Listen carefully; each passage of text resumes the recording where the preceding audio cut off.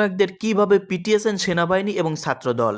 এখন শুনবেন আপনারা বিস্তারিত আলোচনা। ঢাকা ও সিটি কলেজের ছাত্র সংঘর্ষে সায়েন্স ল্যাব রণক্ষেত্র।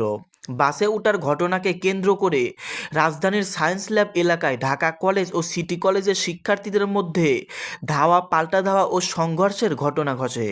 গতকাল বুধবার প্রায় 2.5 ঘন্টা ধরে চলে এই সংঘর্ষের ঘটনা। নিয়ন্ত্রণে আনতে আইন শৃঙ্খলা রক্ষা বাহিনীকে টিয়ার শেল ও সাউন্ড গ্রেনেড নিক্ষেপ করতে হয়েছে। এই সংঘর্ষে উভয় পক্ষের অন্তত 30 জন শিক্ষার্থী আহত হয়ে ঢাকা মেডিকেল কলেজ হাসপাতালে চিকিৎসা নিয়েছেন বলে জানিয়েছেন মেডিকেল পুলিশ ফাঁড়ির পরিদর্শক ওমর ফারুক। সংঘর্ষ চলাকালে সায়েন্স ল্যাব এলাকায় যান চলাচল বন্ধ হয়ে যায়। এতে আশেপাশের এলাকায় তীব্র যানজট সৃষ্টি হয়। ফলে পুলিশ শাহবাগে বাস ঘুরিয়ে দিয়ে অন্য সড়কে পাঠিয়ে দেয়। দুই কলেজের শিক্ষার্থীদের মধ্যে চলা এই সংঘর্ষ বিকেলে 4:30টার দিকে বন্ধ হলে পরিস্থিতি স্বাভাবিক হয়। পুলিশ জানায়, গত মঙ্গলবার সায়েন্স ল্যাব এলাকায় ঢাকা কলেজের কয়েকজন শিক্ষার্থীর একটি বাসে ওঠাকে কেন্দ্র করে তাদের সঙ্গে সিটি কলেজের কয়েক শিক্ষার্থীর হাতাহাতি হয়। এই ঘটনাকে কেন্দ্র করে গতকাল সকাল 11টার দিকে সিটি কলেজের একদল শিক্ষার্থী ঢাকা কলেজের 2টি বাস ভাঙচুর করেন। এ খবর ঢাকা কলেজে ছড়িয়ে পড়লে ঢাকা কলেজের ছাত্ররা একত্র হয়ে সিটি কলেজে গিয়ে ভাঙচুর করে ফিরে আসেন।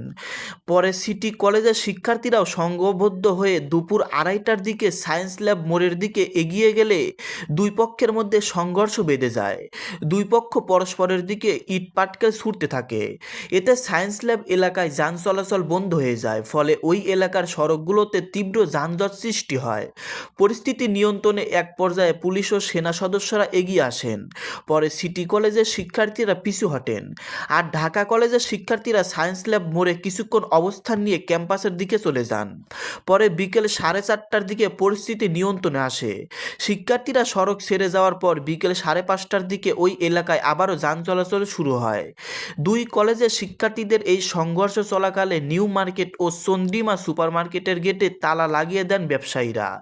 এদিকে গতকাল সন্ধ্যায় ঢাকা কলেজ অডিটোরিয়ামে সংবাদ সম্মেলনের আয়োজন করে ঢাকা কলেজের শিক্ষার্থীরা। সংবাদ সম্মেলনে 9 দফা দাবি জানানো হয়। এর মধ্যে সায়েন্স ল্যাব থেকে ঢাকা সিটি কলেজকে সরানোর দাবি রয়েছে। শিক্ষার্থীদের দাবির সঙ্গে একাত্মতা জানিয়ে সংবাদ সম্মেলনে বক্তব্য দেন ঢাকা কলেজ শিক্ষক সমিতির সাধারণ সম্পাদক আকম রফিকুল ইসলাম। এ সময় অধ্যক্ষ AKM ইলিয়াস সহ বিভিন্ন বিভাগের শিক্ষক, শিক্ষার্থী ও পুলিশ প্রশাসনের ঊর্ধ্বতন কর্মকর্তারা উপস্থিত ছিলেন। দাবিগুলোর মধ্যে রয়েছে ঢাকা কলেজের আহত 1.5 শতাধিক শিক্ষার্থীর চিকিৎসা নিশ্চিত করতে হবে। শিক্ষার্থীদের উপর হামলার জড়িত আইন শৃঙ্খলা রক্ষা বাহিনীর কর্মকর্তাদের বিরুদ্ধে ব্যবস্থা নিতে হবে। এর আগে সব বিশৃঙ্খলার সঙ্গে সিটি কলেজের শিক্ষার্থীরা দোষী সাব্যস্ত হওয়ায় এবং পরবর্তী সংঘর্ষ এড়াতে সিটি কলেজকে হস্তান্তর করতে হবে।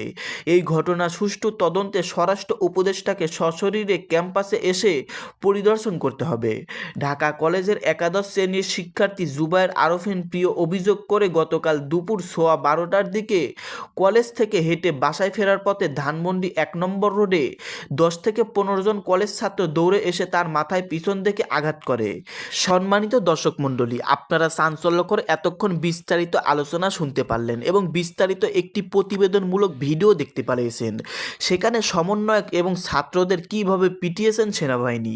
প্রথমে তাদের সঙ্গে গ্যালজাম লাগে ছাত্র দলের সঙ্গে। পরে বিষয়টি বেশি বাড়াবাড়ি হলে সেখানে সেনাবাহিনী, আইনশৃঙ্খলা বাহিনী এসে তাদেরকে থামানোর চেষ্টা করে, কিন্তু তারা কথা না শুনে তারা এরকম সংঘর্ষ চালিয়েই যাচ্ছিল। পরে পুলিশ, সেনাবাহিনী বাধ্য হয় তাদেরকে পেটাতে এবং লাঠি চালান করতে।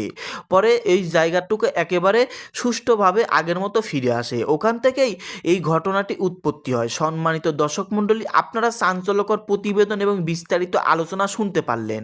বর্তমানে সমন্বয়কদের অবস্থা কেমন? সমন্বয়করা কিন্তু কঠিন অ্যাকশনে যেতে পারেন। সমন্বয়ক সার্জিস এবং হাসনাত এই ঘটনা ঘটাকালে তিনি ওখানে ছিলেন না। যদি ওখানে থাকতেন হয়তো এর চেয়ে বেশি কিছু ঘটতে পারত। সম্মানিত দর্শক মণ্ডলী, এই সম্পর্কে আপনারা যদি কিছু বলতে চান, আপনাদের মূল্যবান মতামত ভিডিওর কমেন্ট বক্সে জানিয়ে দিবেন। এবং এই ঘটনাগুলো সোশ্যাল মিডিয়াতে দেশে বিদেশের সংবাদ মাধ্যমে প্রচার হচ্ছে। এবং এই চ্যানেল থেকে যদি আরও এ ধরনের ভিডিও পেতে চান, চ্যানেলটাকে অবশ্যই সাবস্ক্রাইব করে পাশে থাকা বেল আইকনটি অন করুন।